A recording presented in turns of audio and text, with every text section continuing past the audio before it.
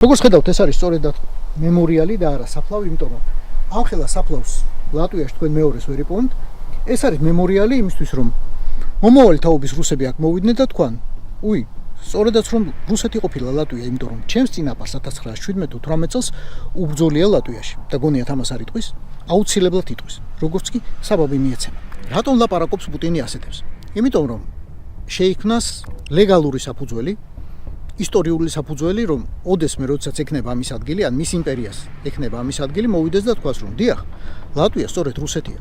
იმიტომ რომ აქ იბრძოდნენ რუსეთის საიმპერატორო არმიის ჯარისკაცები 1917-18 წლებში, მაშინ როდესაც რუსეთს აღარ ყავდა უკვე იმპერატორი.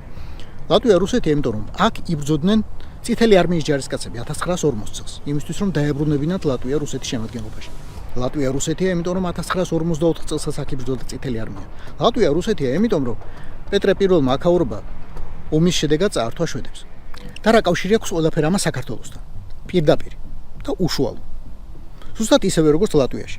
პუტინი იქნება თუ ვინც იქნება მის ნაცვლად, იტყვის რომ საქართველოს რუსეთია. მხოლოდ და მხოლოდ იმიტომ რომ 2008 წელს საქართველოში იბრძოლა რუსი სალდატმა. იმიტომ რომ 1993 წელს სოხუმში იბრძოლა რუსი სალდატმა, რომ 91-92 წლებში ცხინვალში იბრძოლა რუსი სალდატმა. ჩვენ ძალიან კარგად ვიცით რუსული პროპაგანდის და უკვე მისი ნაშიერი ქართული პროპაგანდის ერთ-ერთი მთავარი არგუმენტი, რომ თურმე სამხრეთ საქართველოს დღეს არ იქნებოდა საქართველოში, რუსს რომ არ ებრძოლა მე-19 საუკუნეში მისთვის, რომ რუსმა შეუერთა სწორედ საქართველოს აჭარა და რუსმა შეუერთა საქართველოს სამცხე-ჯავახეთი. რეალურად რუსული იმპერიის რუკაზე სიტყვა საქართველოს საერთოდ არ იკითხებოდა. საქართველო არ არსებობდა, არსებობდა თბილისისა და ქუთაისის გუბერნიები. და თუ რუსი სალდატმა იბრძოლა აჭარისთვის და სამცხე-ჯავახეთისთვის იბრძოლა მხოლოდ და მხოლოდ იმიტომ, რომ გაეზარდა მისი იმპერიის საზღვრები, რუსის იმპერიის საზღვრები და არა საქართველოს. თქვენი გითხავთ, კარგი, პუტინი ამას იტყვის, მაგრამ ჩვენ თუ იგივე დე ფაქტო ხელისუფლება დარჩა თბილისში, რომელიც არის დღეს, ზუსტად ისევე დაუგებთ ფიანდას ახალმოსულ რუსს, როგორც დაუგეთ 2019 წელს გავრილოვს. ზუსტად ისევე ჩავსვამთ მას სპიკერის თუ მთავრობის თავმჯდომარის სავარძელში, როგორც ჩავსვით გავრილოვი 2019 წელს. ჩვენ აუცილებლად გამოვზარდით საკუთარ თავში ძალას, რათა ბოდიში მოვიხადოთ.